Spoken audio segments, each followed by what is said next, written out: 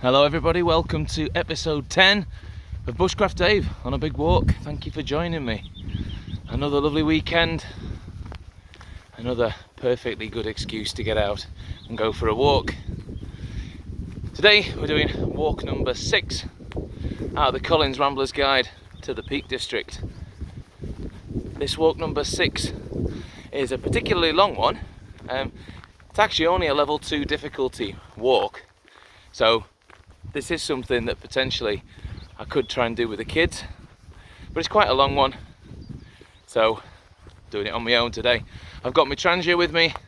I've got a fantastic meal that I'm going to cook up. It's called a Tuna Piadina. If you've not seen it before, then it's definitely worth watching later on in the video. The walk in the book says it's about 7 miles, but because there's a little detour that you can take at the end to take in Arbor, which we'll see later on towards the end of the walk, the whole walk should be about 9 miles altogether. I'm marching fairly fast at the minute. I'm kind of trying to get a good early pace while the floor that I'm walking on is just nice and steady, nice and level. So I'm walking about 3.5 miles an hour at the minute, just trying to kind of get some miles under my boots. It's going to take probably about 3 hours altogether, especially with me stopping to cook. The dish itself is not too difficult. But it is something I've had before and it's super tasty, and I'm not sure whether it'll work on the Trangia, so it could be a success, it could be a disaster. Either way, it's definitely worth staying tuned in for. This is walk number 6 from the book. It's called the Railway Trails and Arbor. So enjoy joining me on the journey. It's going to be a good one.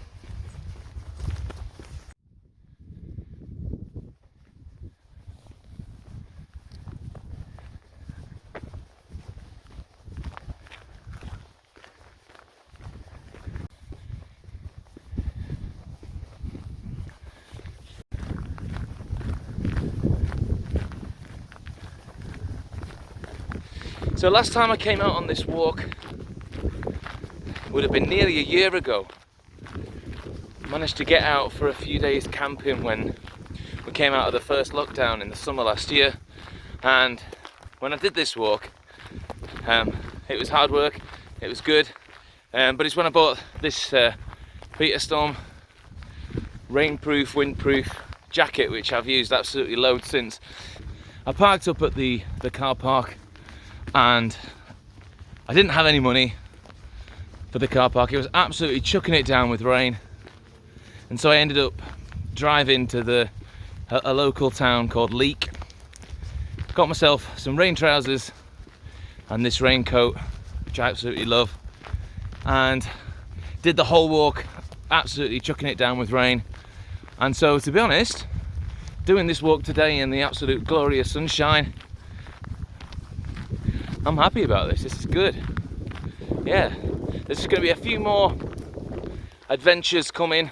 I'm going to still keep up with doing these Peak District walks because, you know, it's really good sometimes to have the motivation to do certain things, and I'm just absolutely loving it. So it's not like a chore or anything like that. But I'm going to do a few other little bits and pieces here and there. I've just bought myself a new tent, which I do want to try and sort out and show you at some point. Do a little review, just in case anybody is in the lookout for a new tent at the minute. And then if I'm staying overnight somewhere, that opens up the doors to a few more interesting dishes that I have got in the sort of list of things to try and do, but just because they can take a little bit longer, I don't really want to have to do it on a hike, carrying all my stuff with me. But if any of you have been out for a walk recently, anywhere interesting, pop a comment down below, let me know where you've been. Let me know if it's something I should try and check out at some point when I've worked my way through to some of the more challenging Peak District walks, which is, I was realising the other day, I was looking at it and realising that when I'm doing these walks, by the time I'm getting round to the sort of mid to late 20s up to walk 30, which are all on the dark peak at the north part of the Peak District, and they get really challenging, they're going to end up being like September, October, November time. So I'm going to end up hitting some of the more difficult walks when the weather starts taking a turn for the worse. So that's going to be interesting to stick with and see what sort of chaos ensues. But for now, just loving it. Loving these walks.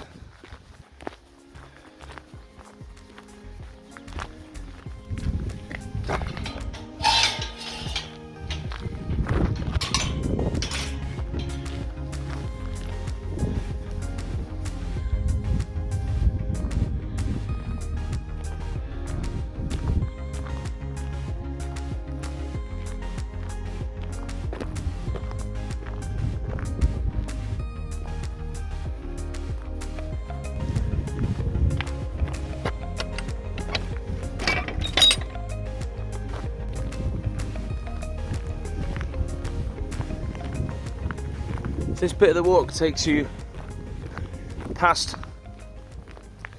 it's called Fryden Grange. I'm probably pronouncing that wrong, it's probably Fridden or something, but Fryden Grange. And it's a disused brickworks. Although considering it's disused, there was some machinery sounds, so maybe there are some people in there working.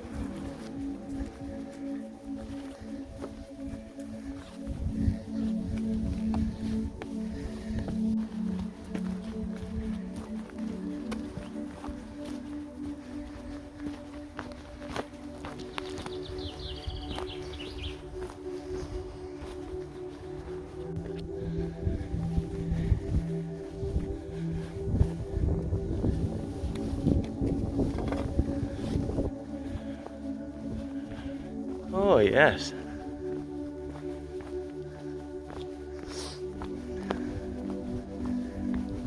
Oh yes, oh yes. Whew.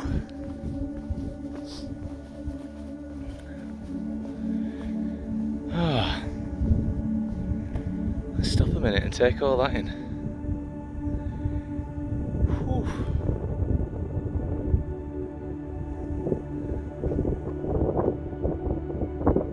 This walk so far hasn't had any real hills to contend with, so to come out to this view, I doubt the camera gives it as much justice as it deserves, but beautiful. Heading this way.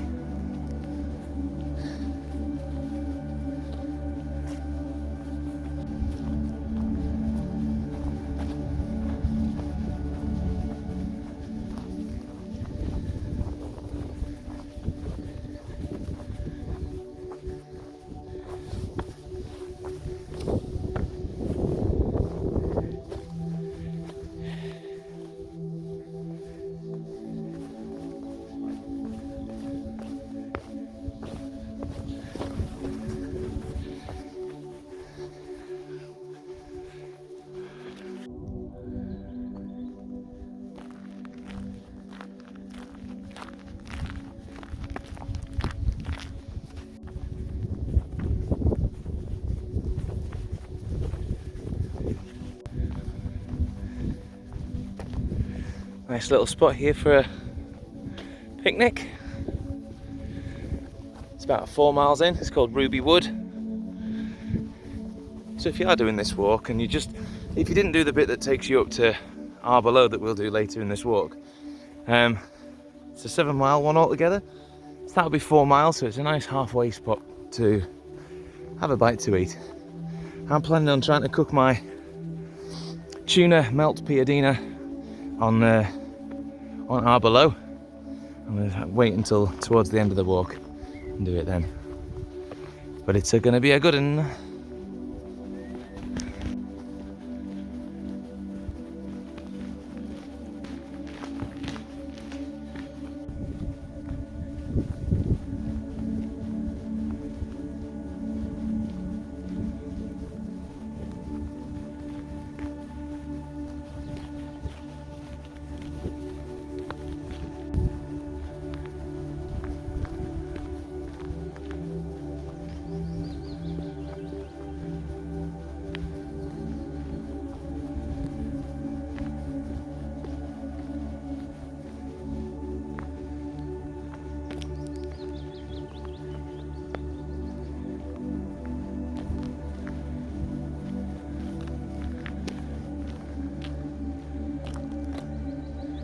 Still see all the levers for changing the tracks. Hartington signal box. It's pretty cool.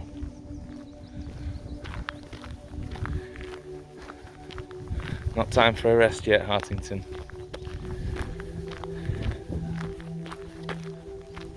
Two miles to Parsley Hay.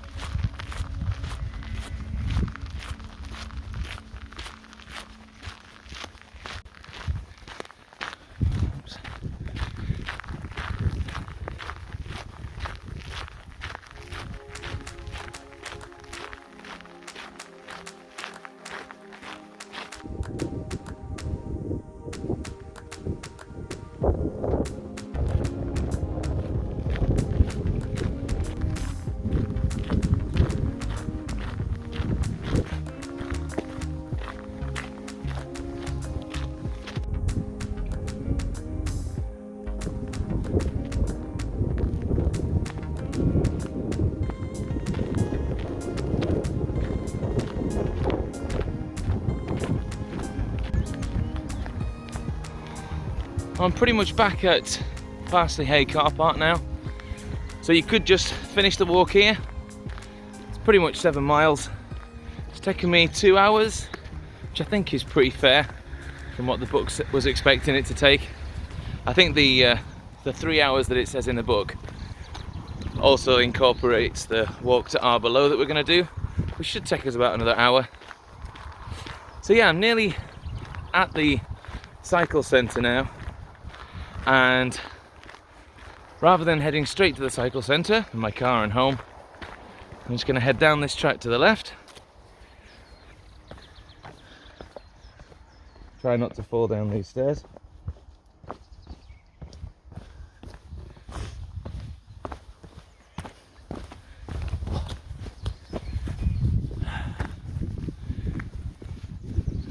What a glorious day.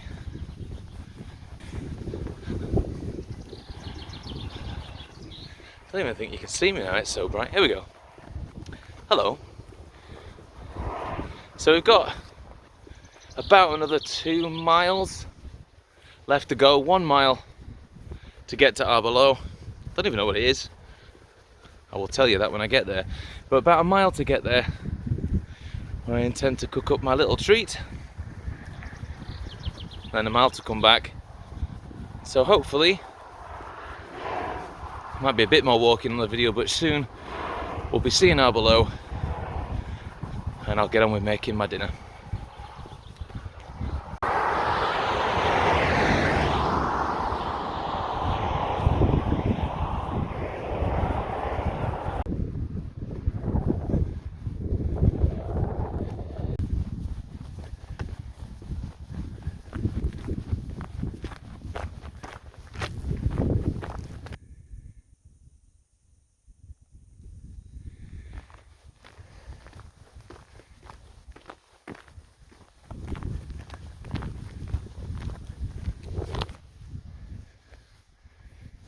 Hey, beautiful.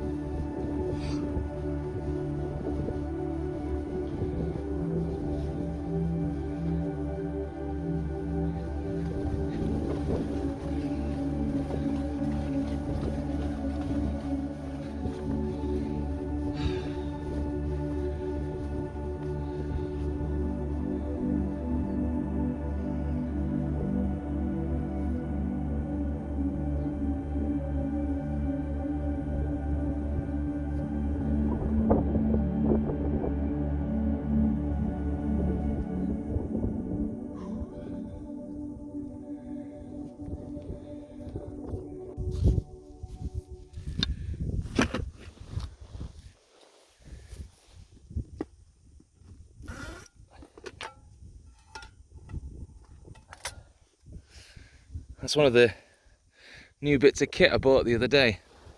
Never had a chance to talk about it. Basically, it's they call it a multi-purpose disc, but basically it can act as a lid, because we've got the couple of sets of grooves that run around it. It can work as a lid for the frying pan or for the two saucepans, but also because of the holes on it, if we've got that over the top of some boiling pasta or whatever, we can then drain off the liquid, which is fantastic. And also because it's a really hard piece of plastic, I can use it as a chopping board as well. I haven't brought a knife or anything out with me today, but if I'm going on a much bigger hike, I could take some more cooking equipment with me. And then I've got, you know, a really useful bit of kit here. And also one of the other advantages of this, and I haven't got it yet, but I think I am going to get to replace this frying pan, which is already taking quite a bit of hammer, which is fine. It's still absolutely fine. You know, it's stained now, but that's kind of par for the course. I've got a bit of wire wool at home that I'm going to try on it. But basically, we can replace this with a non-stick frying pan, which I'm going to do. And then this disc can sit inside the non-stick, so that when you put it on top of the metalwork of the other stuff, it isn't going to damage the non-stick coating. And the only thing I need today is I'm just going to need the frying pan today. So everything else, we'll set up the stove as normal, and then I'll show you the next bit that we need to do. First thing that I've got to do is make the dough. So we're basically making a very, very simple, just flour and water dough. There's no yeast or anything like that. It is self-raising flour. So into here I'm going to put, there's 125 grams of self-raising flour. I've got 63 millilitres. I've basically halved another recipe. I've got 63 millilitres of water. And what I'm going to do is just a bit at a time. I'm going to add most of the water, but a bit at a time I'm going to add the water into the flour and just mix it with a wooden spoon until it comes together to form a dough. If I need to add more water, I will do. I haven't brought any more flour, so if I get to a point where I've added too much water, I'm going to have to just go with it as it is, with a really sticky dough, which is okay. I'm sure it'll be fine, but yeah, let's see how we get on.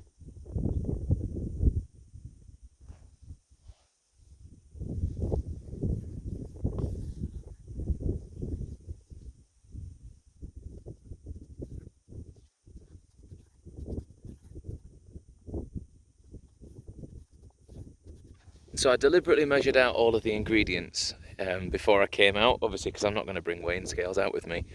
And I didn't want to get to a position where let's say I'm using the water from my drinking water and I just get a little bit too heavy when I'm pouring it and put too much water in.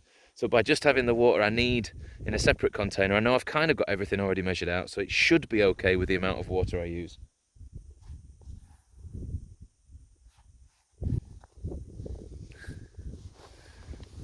So it's coming together pretty well. I might just put a little drop more water in.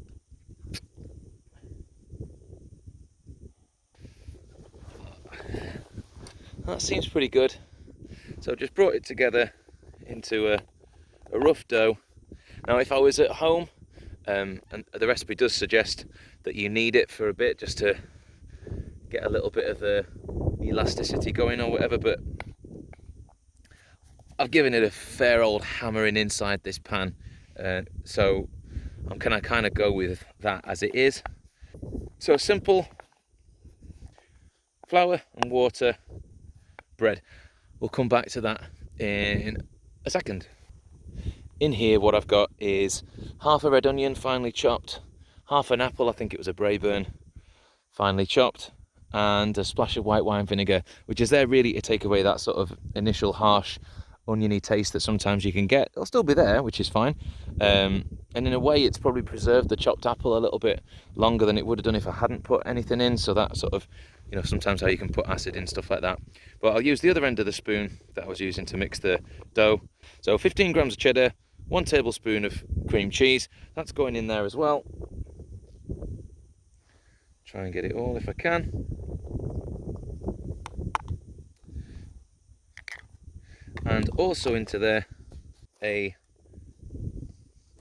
tin of tuna. It's no drain tuna in brine. Obviously I got the no drain because I don't want to be having to drain off and leave like that tuna salt juice everywhere. So it's a no drain one. I've got a bin bag with me, so I'm going to take my rubbish away with me. So I'll just open this up, get that in there as well.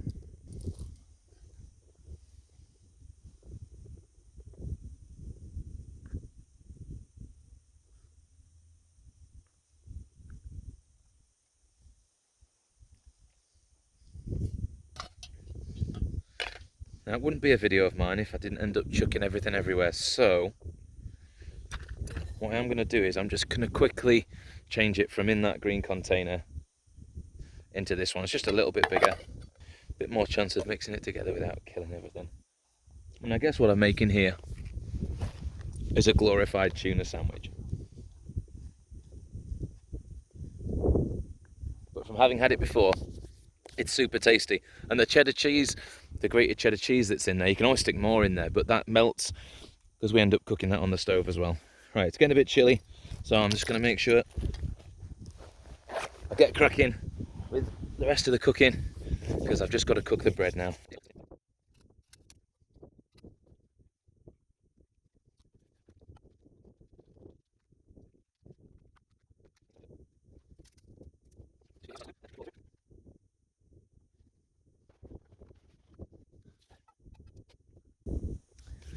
Okay, just put in a little drop of oil there, maybe about a tablespoon or something like that, and we'll let that heat up, and then the dough is going to go on top of that.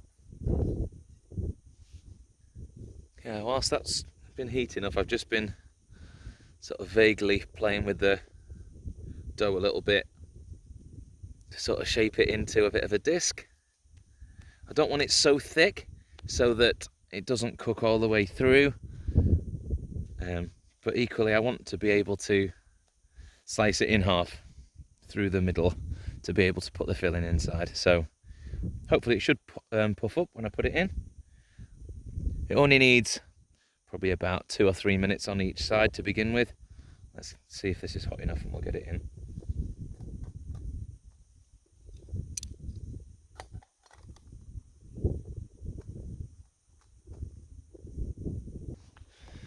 So I'm going to cook it on that side for a bit. Also, it doesn't hurt to just rub a little bit of oil onto the other side as well, because what will tend to happen is that the oil on the underside will kind of get used up. By putting some extra oil on top, when I do flip it over,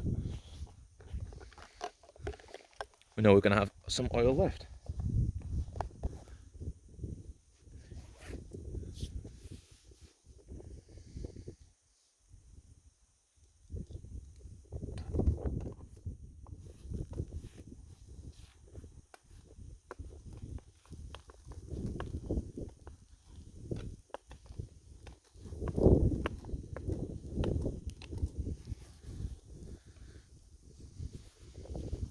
Now, with hindsight, I've not in any way brought the right tools with me today. I haven't brought a knife for cutting the Piadina in half, so that's going to be a challenge. I haven't quite figured out how I'm going to do that yet, other than using my car keys.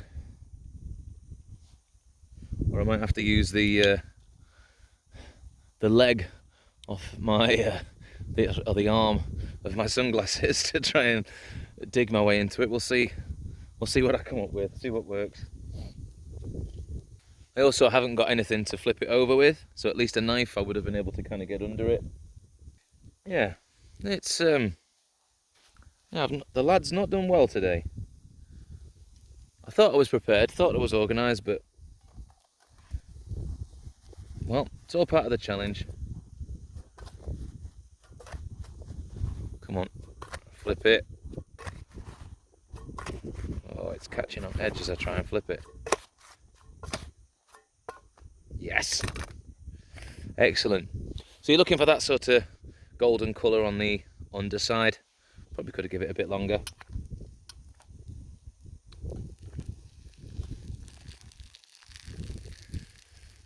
Oh. Well, I am hungry.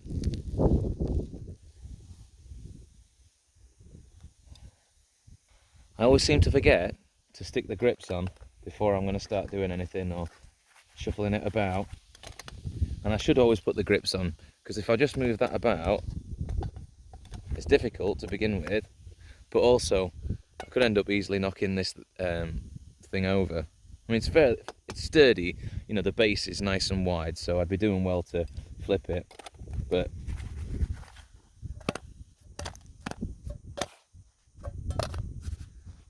so you can see it's maybe on the verge of a bit too hot. At home, obviously, you would see something like that and maybe turn the temperature down. I could put the simmering on, but I'm not particularly going to leave it on much longer. It's had a good couple of minutes on each side, so now I'm going to try and figure out how to cut this in half. I might not end up showing it on camera, mainly from embarrassment. Well, it wasn't perfect. It's ended up coming apart a little bit, but the filling will hopefully hold it together a bit more. But the arm of my sunglasses, I did manage to cut it into 2 halves. I'm sure Mrs. Bushcraft Dave will admit that that's potentially better than I normally cut it in half at home when I'm doing this dish. So now I've cut it in half, all of the filling needs to go inside.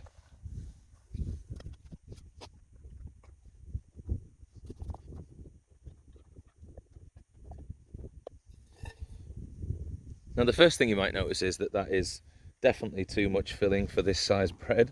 It's definitely too much filling. When I show you putting the top back on, I think we could argue that it may have spilled over the sides a little bit. But I want to cook it because I would quite like to heat through the other cheese and stuff, and actually cooking the tuna and things like that is not going to be a bad thing. It's going to taste really nice. So give it a few more minutes on one side, flip it over if I can, at least try and flip it over. If not, we'll just get tucked in because I'm hungry. Give it a few more minutes. I'm trying to figure out why I've ended up with more ingredients inside than I should have, and I wonder whether, when I halved the recipe said a 200 gram tin of tuna, Now normally if you drain the weight out of that for the liquid, maybe that would bring it down to 140 grams. So maybe I only wanted 70 grams of tuna and the tin I got was 100. So maybe in a way I've ended up with 30 grams more tuna. Maybe the apple I used was a bit big, maybe the onion I used was a bit big. Maybe one of the other things that I could consider is making the bread a little bit thinner, and so therefore the surface of it would have been a bit wider to accommodate all of the filling. One thing's for sure, that amount of bread, that amount of tuna is going to quite happily go in my gob soon. So whether it's too big or not, it's going to get eaten. But it's not been the biggest success today. It will still taste absolutely fantastic and, you know, cheesy and appley and oniony and tuna. It's going to taste great. It isn't going to look great. But some we win, some we lose. Maybe next time I try this, I will remember to bring some equipment with me.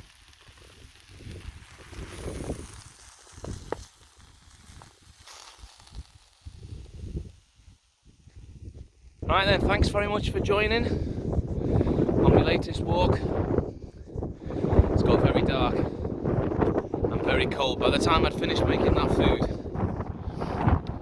my digits were very cold. I've got gloves, I'll put them on in a second. The food was really tasty, even though I haven't took a picture of it, because in the end it was basically like scrambled bread and tuna. Lesson learned, Bushcraft Dave, make sure that you do take equipment with you that you need. Think about everything, not just the ingredients, not just the Trangia. Make sure you're bringing with you stuff to cut and stir. Didn't even have a fork to eat the food with. So I managed to do everything with a wooden spoon and the arm of my sunglasses, which is a bit ridiculous. So this has been walk number 6 from the Peak District. Collins Rambler's Guide to the Peak District.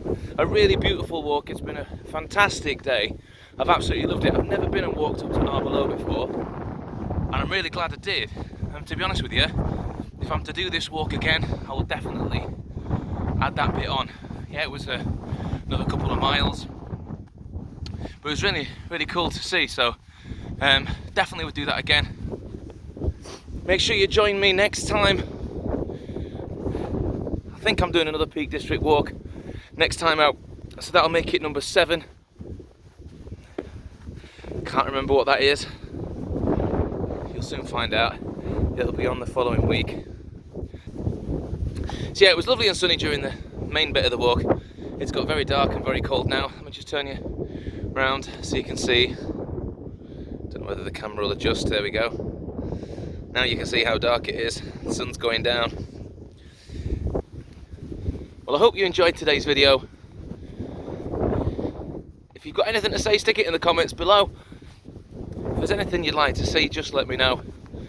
I apologise for the poor quality of this sign-off bit, just because of how dark it is. The camera's trying to cope with it, but if you want to see the next one, which will hopefully be a bit sunnier, maybe even a bit warmer, I haven't yet thought about what I'm going to cook on that one. I've got a few ideas. I'll have to have a think about that one, see what comes to mind. But other than that, click all the buttony bits if you've not already subscribed. If you have, thank you. Stick a comment if you've been here since beginning. Other than that, you know the drill. We'll see you in the next one.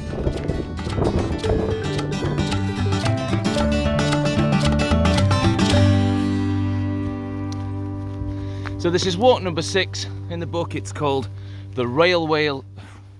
The Rail Whale? It's the Rail Whale. Cut.